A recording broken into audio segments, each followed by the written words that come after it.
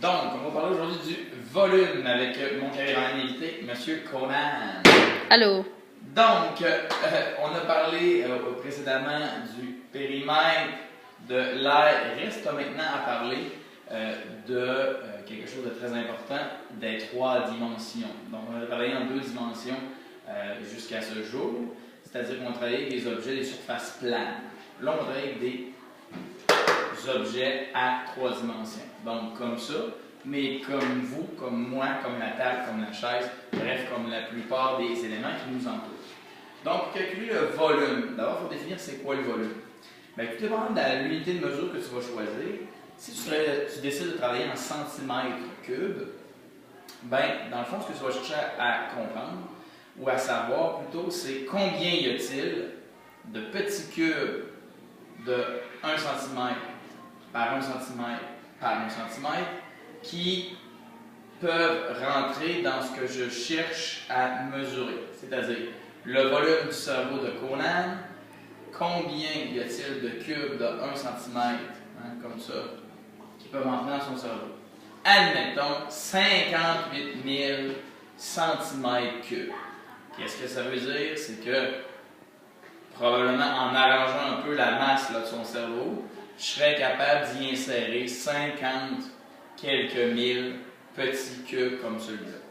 Si tu mesures évidemment, admettons, le volume de quelque chose qui est plus gros, exemple, je sais pas, une piscine, tu risques de travailler peut-être en décimètres cubes. Donc, si tu cherches à savoir le nombre de décimètres cubes qui entrent dans la piscine, bien, ce que tu cherches dans le fond, quand tu cherches ton volume d'eau qui entre dans la piscine, c'est combien y a-t-il de cubes de 1 décimètre par 1 décimètre par 1 décimètre qui entrent là-dedans.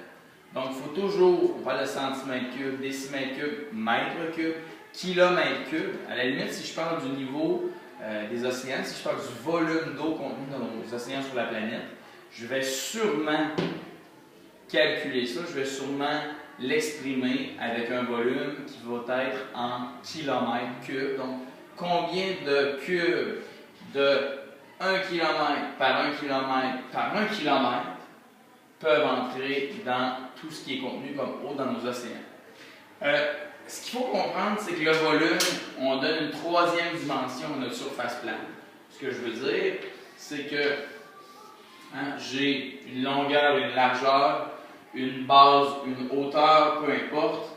La 3e dimension, la profondeur, me permet de concevoir un objet en 3 dimensions.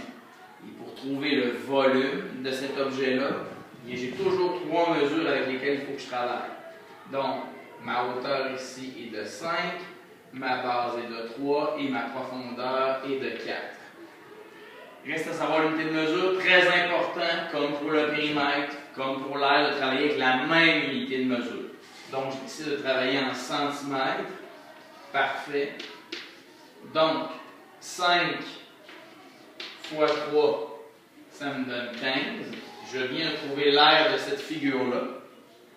Donc, il me reste à calculer avec la profondeur combien je vais pouvoir insérer dans cet objet-là de petits cubes de 1 cm par 1 cm par 1 cm. Donc, 5 fois 3 fois 4. Donc, dans cet objet-là, je peux entrer 60 cm3, 60 fois le petit cube que je tiens devant moi qui est de 1 par 1 par 1. On y revient plus tard. Merci beaucoup. Bye bye.